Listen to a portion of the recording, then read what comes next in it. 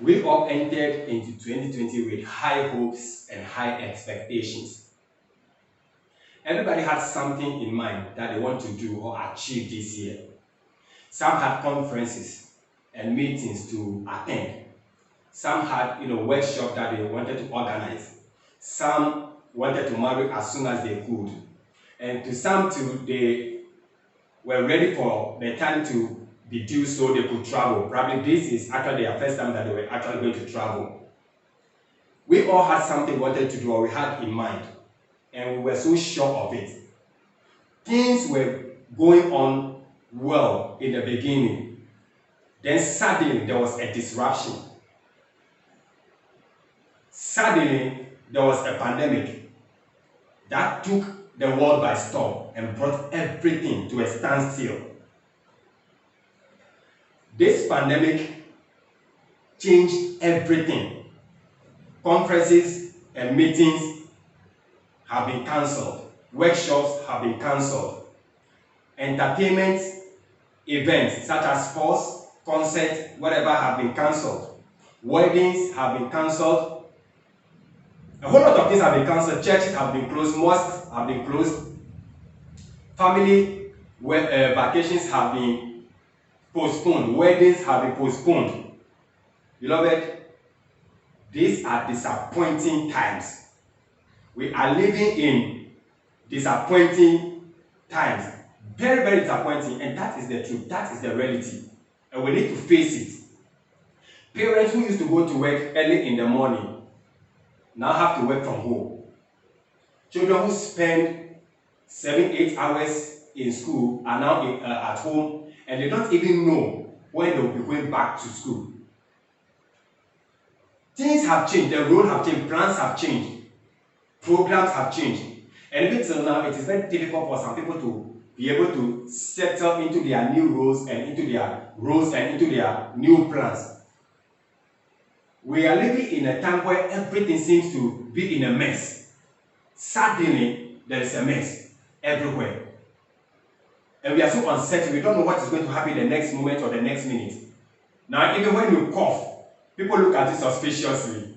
And when you sneeze, people look at you suspiciously. The last time I read in the news that somebody took a gun and shot the friend simply because the friend coughed. They were playing game, and then the friend coughed. And when the friend coughed, he said, "Hey, you want to infect me with COVID-19?" So he shot the friend. It is very sad, but that is what is happening now. People are afraid to cough. Even now, people are afraid to go to the pharmacy when they have normal cough or normal malaria fever and all that, because they are afraid that they will be quarantined. Hallelujah. This is the time we are living in, and it is very, very, very serious. Now, in these difficult times that we are living in, as believers, what must we do?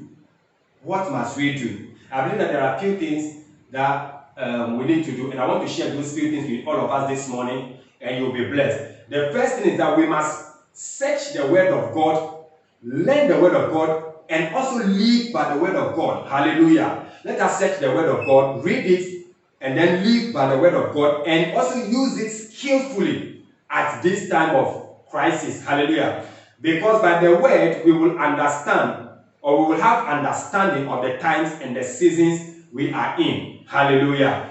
Oh, amen. The season we are in. And then also when we have understanding of the season we are in, we know exactly what to do. Glory, hallelujah. Now, Daniel says something in the book of Daniel chapter 9, the verse number 2. He said, "I understood by the books. They were in captivity, and there was a prophecy that the captivity was going to end at a particular point in time. Like we also, the whole world is also in captivity to coronavirus now.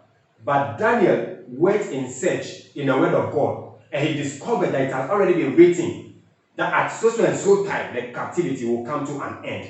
Hallelujah. So when we also read the Word, we will understand the times and the seasons, and then we will know exactly what to do. Amen. The second thing that we need to do as believers, amen, is that we must be careful what we hear or what we listen to.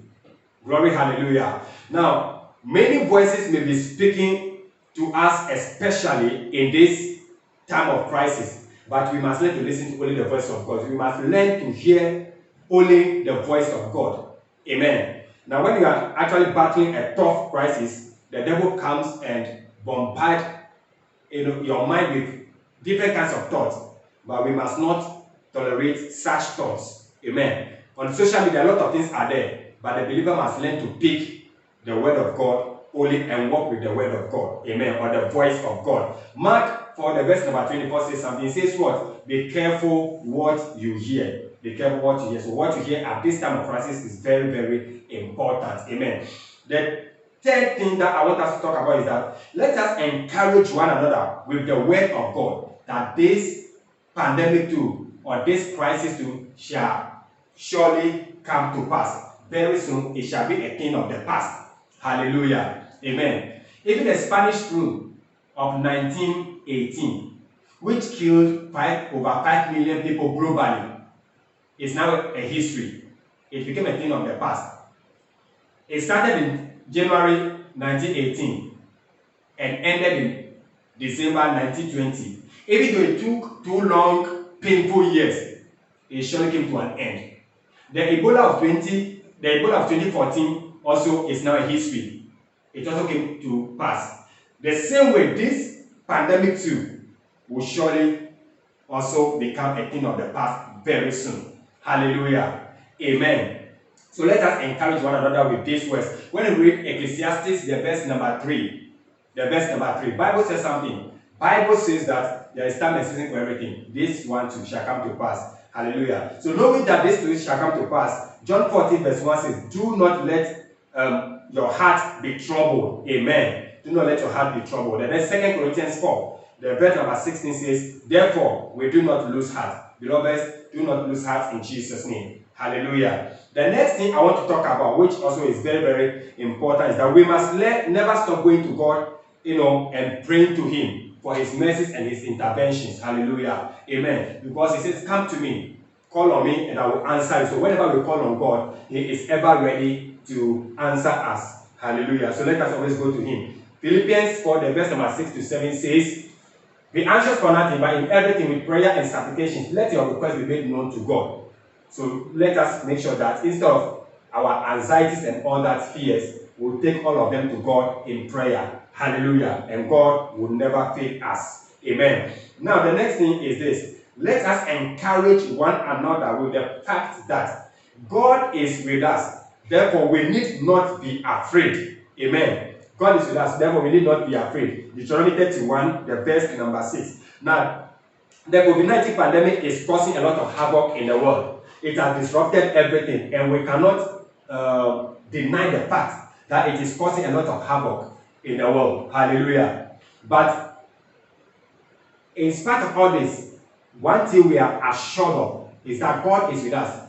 Yes, in the midst of the pain, in the midst of the fear, in the midst of the anxiety and the uncertainties, we can say that God is with us through it all. And because God is with us, the truth is this, we shall surely overcome.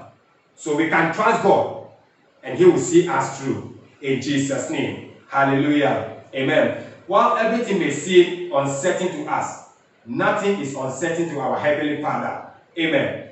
So now is the perfect time to lean on Him, to trust Him, and also make sure that we teach our little ones, our children, to also do the same. Hallelujah. Now I want to say this, and please, I say this with all conviction, and with all courage in the Lord. This is it. The devil may seem to be causing a lot of havoc and distraction now, and it looks like nothing is going to stop him. But I want to tell you that the devil knows the limit that God has set for him, and he dares not cross that limit.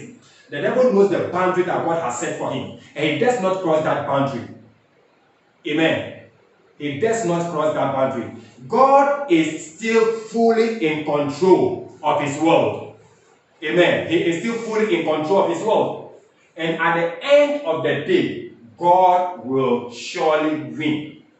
Amen. So beloved, I want to just encourage you this morning with this short word, and to let you know that no matter what is going on, no matter the wind that is blowing, the storm that is blowing, our God is with us, and He will take us through, and He will see us through. May God bless us this morning. This is Ambra International Ministries. God bless you for watching, and God bless you. Amen.